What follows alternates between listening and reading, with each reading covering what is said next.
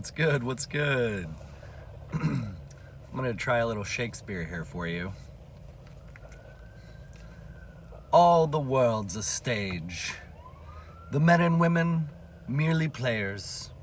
They have their entrances and their exits. Oh God, I'm not a thespian. I am a lesbian though.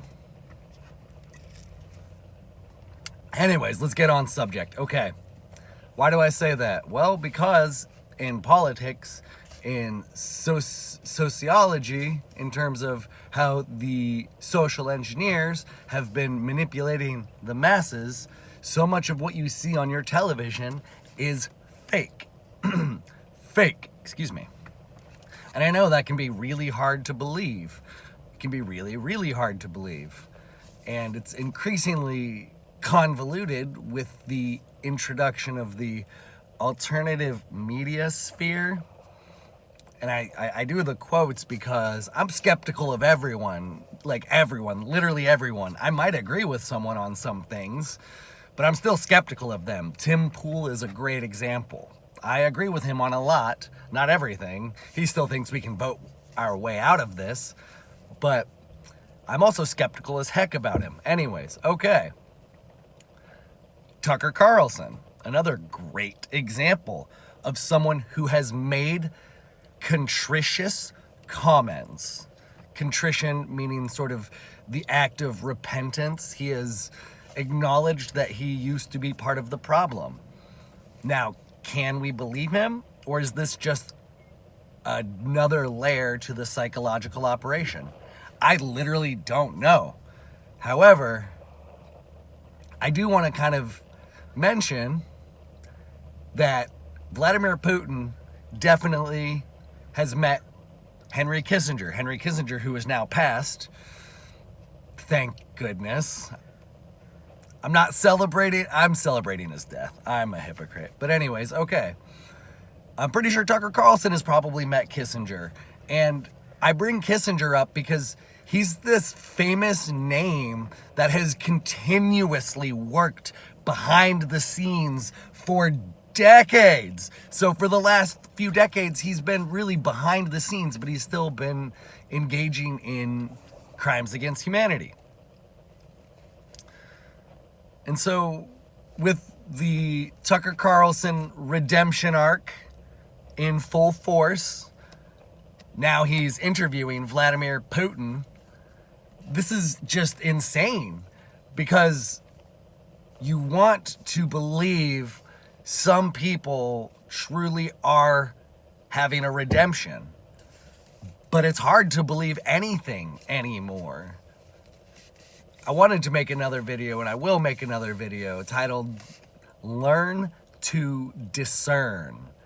Because in this age of fake news and of propaganda and misinformation and disinformation, you really need to learn to harness your power of discernment.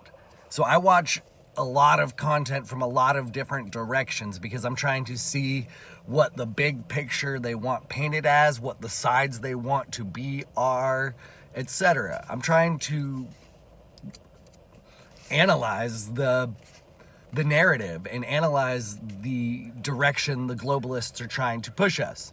Globalists is not an anti-Semitic term.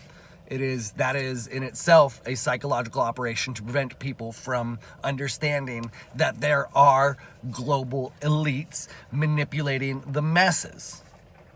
It's that simple. I mean, it's not simple in how they execute it, but it is that simple in what the fundamental core issue is. Global elites manipulating the masses.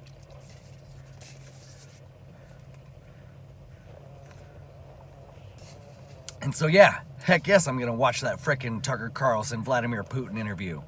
But I have no idea what to expect, and I'm not going to believe anything. I just want to see what they're trying to shift the narrative to. But I will say, I'll wrap up here, that you have to give people the opportunity for redemption. And that I'm not just talking about like Tucker Carlson or other famous people. I'm talking about your neighbors that you may have been divided from in recent years. I'm talking about your community. I'm talking about anybody who has ever been wrong. And that is paired with compassion and forgiveness.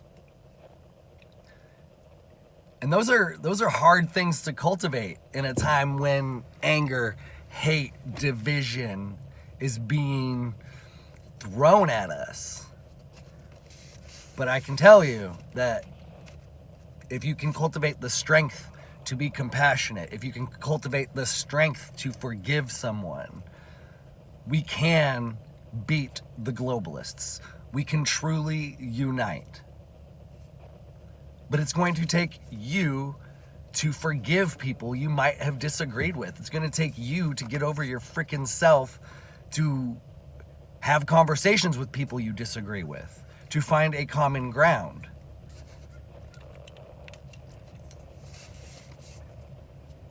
Unfortunately, not everyone is going to wake up, but I have faith that a majority of people will. I do have faith we will win.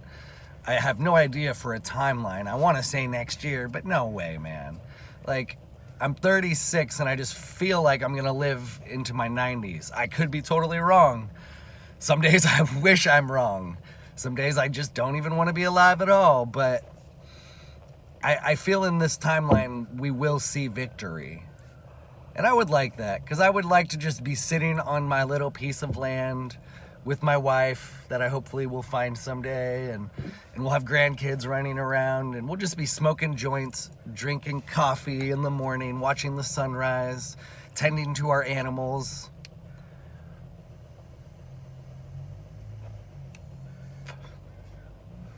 The good reset.